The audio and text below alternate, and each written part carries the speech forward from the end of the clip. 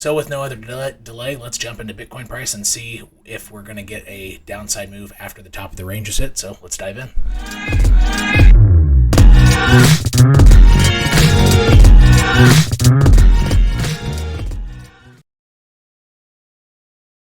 In my last Bitcoin video, I had the strong assumption that these boxes were going to be hit because all of the time frames, the very small time frames from 5 minute to 30 minute, the 1 hour to 4 hour,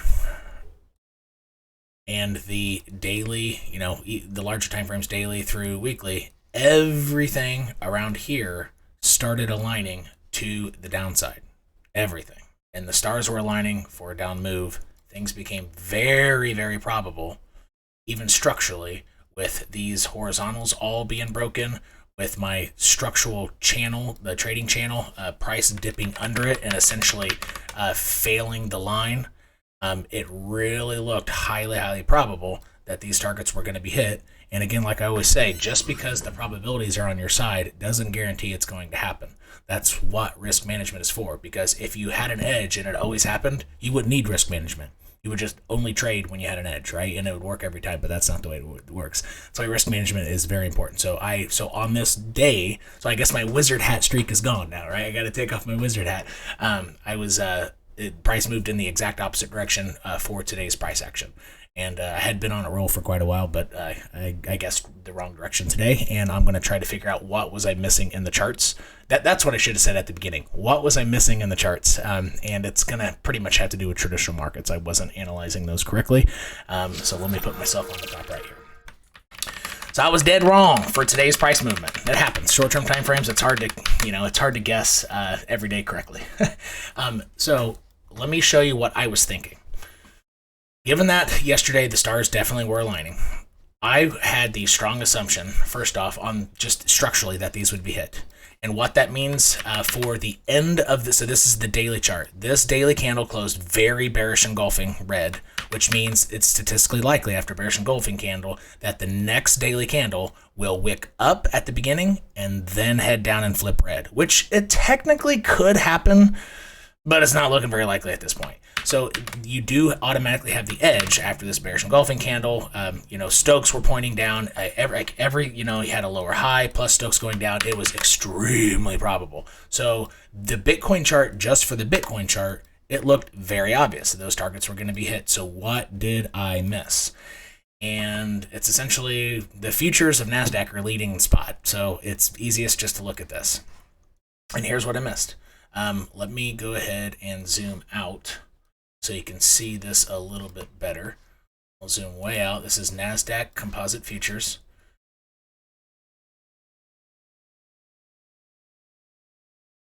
Maybe go to the 2-day chart.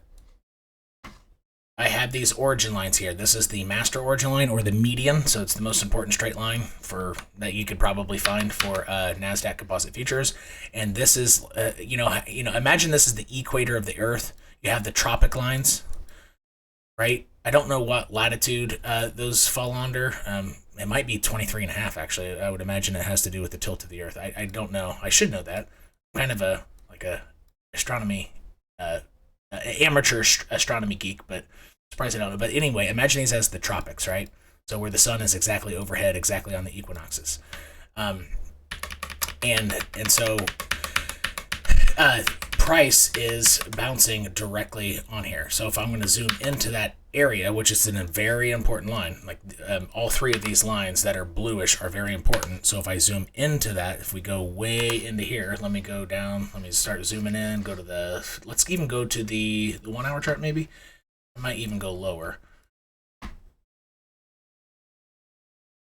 Let me take off these other distractions here. There we go.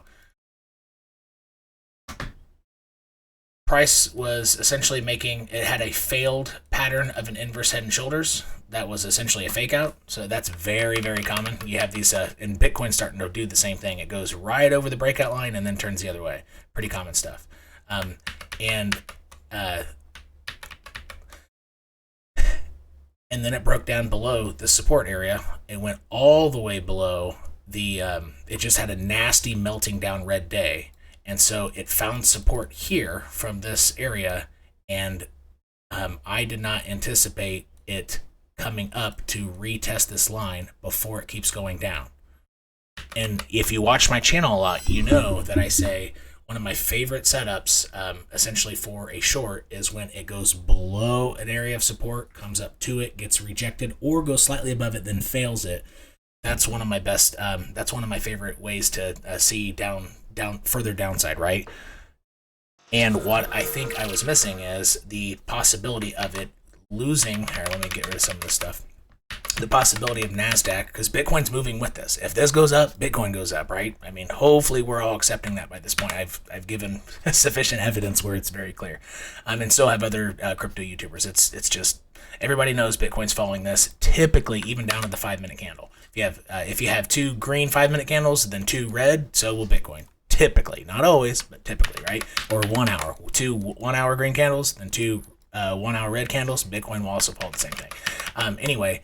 I did not see Bitcoin bouncing hard. So Bitcoin, this whole time, what I wasn't paying attention to is this had a meltdown, but Bitcoin held fairly strong. Bitcoin just kind of moseyed down and actually started making higher lows as this was still melting down.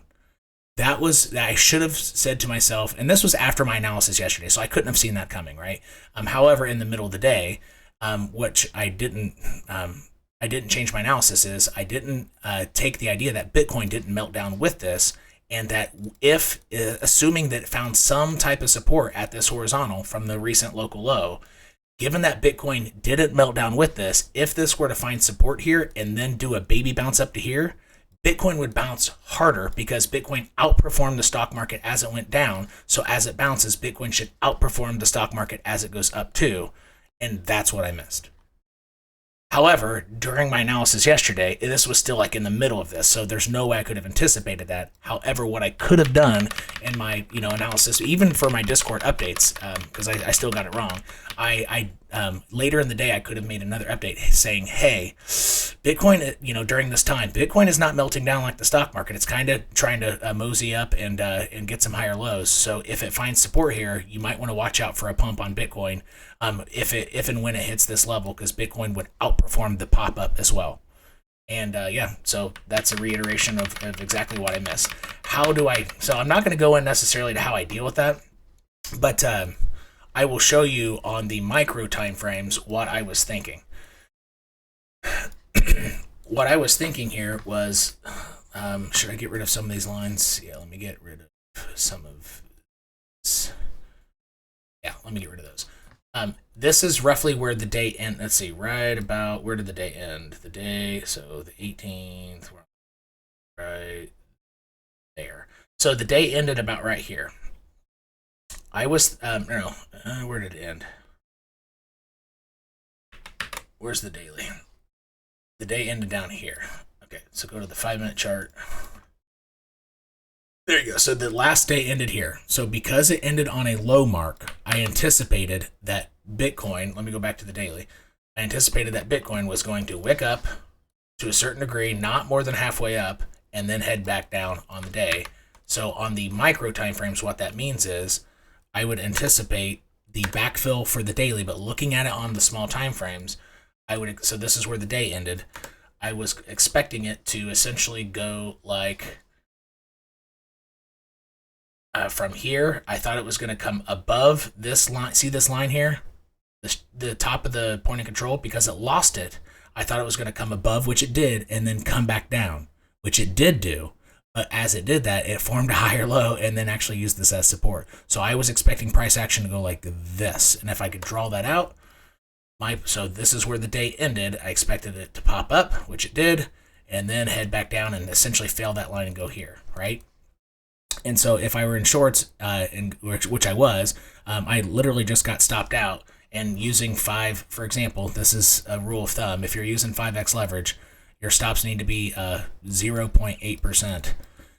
or less away from your average entry, and I've gotten stopped out twice. So I've been wrong twice, and then I just gave up and I waited for a different entry. So if I get stopped out twice, I typically just accept that I'm interpreting the charts wrong, and I want to wait till I think I have more clear direction, and I analyze what did I miss. And since I've analyzed what I've missed, and I think that Bitcoin might head back down now that Nasdaq has retested that line. It might head back down.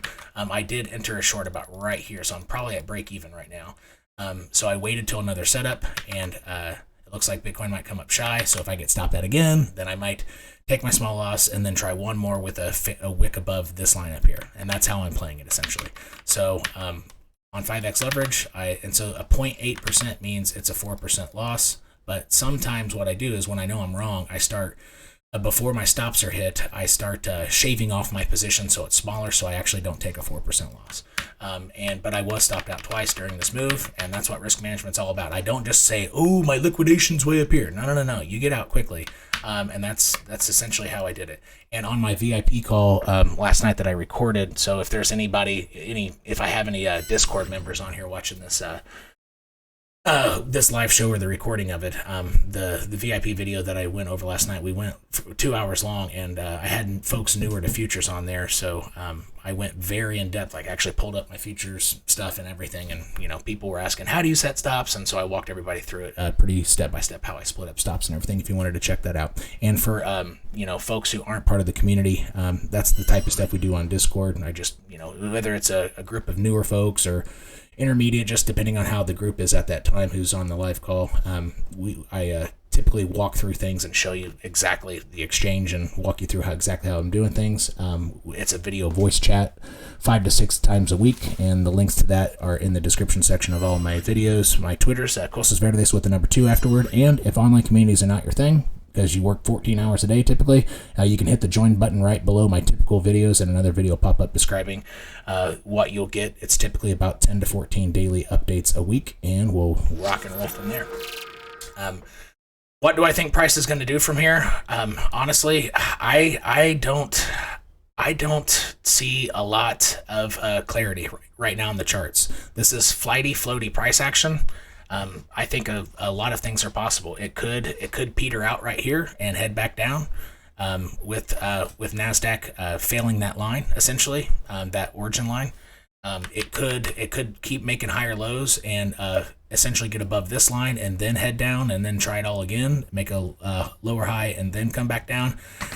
I don't see a lot of clarity in the charts because the overall direction is down, and this is a corrective bounce up. I just don't know how high this corrective bounce up will go. However, I am confident on the weekly that this week will end red, because we're halfway through the week and it's still red, and most of the indicators that I use, whether it's RSI, stochastic RSI, MACD, doesn't matter. I mean, things are pointing down for the weekly. So let's go down to the 2-day.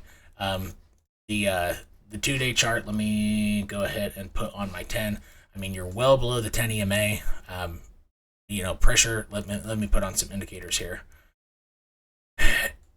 It is trying to make a higher low, so that's not bad, but it could also bump its head here and then keep heading lower. So the 2-day chart isn't giving me much direction, but the weekly is. The weekly is saying pressure's down. 2-day is saying wishy-washy stuff until I wick above here, then I might head down lower. A lot of the time frames aren't really agreeing right now. So when your different time frames aren't, the very small time frames aren't aligning with the mid and larger time frames. So this is a corrective bounce. It's flighty, floaty price action. It's just essentially stuck. It's essentially a game of pinball. So if you zoom, let me go to the 1-hour chart. The only thing that I'm confident about is it'll keep playing pinball along these lines. That's all I am confident about. Which lines it hits and how it reacts, that's the question, because this is just flighty, floaty price action. So, and the importance of that, when you accept the idea that I can't see clear direction, if you trade, you just trade more lightly, and you keep following your risk management rules, and you don't take on big positions until you get clarity. That's the only thing you can do.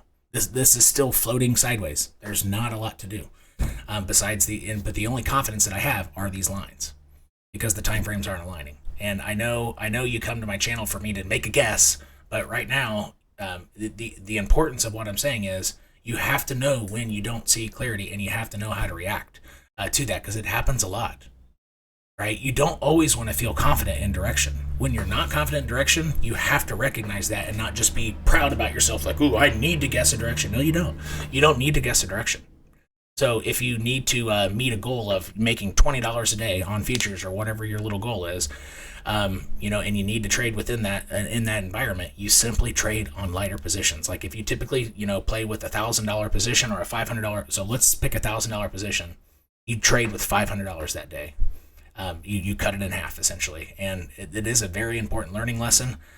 Or you don't trade at all, or if you have a garden to go do and there's no direction in Bitcoin, just get off the charts and go do normal shit in life and get off the charts. That's another option. Sometimes no trade is the best trade, and right now I really can't tell the direction for the short-term time frames. Long-term time frames, I think the bottom of this channel will be hit over the next several days, maybe even into next week.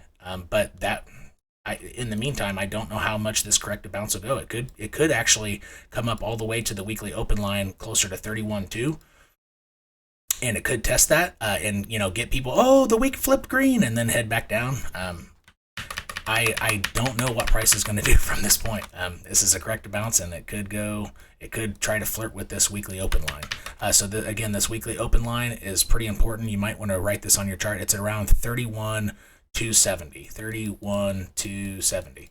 This is a very important line. So if Bitcoin does keep wiggling up, that could be a pretty good opportunity right there to see how price is reacting to that line. If it comes up and kisses it and fails it, or if it gets above and then fails it like this and use it as resistance, that could be a very good short opportunity right there if that ends up happening. So I have a few ideas in mind. However, I'm simply going to have to play it by ear and see which direction it goes.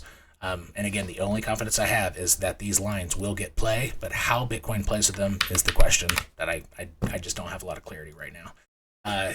And let me, so I think that's about 20 minutes of Bitcoin analysis. So I'm going to try to jump on over to the Q&A questions, and let's rock and roll.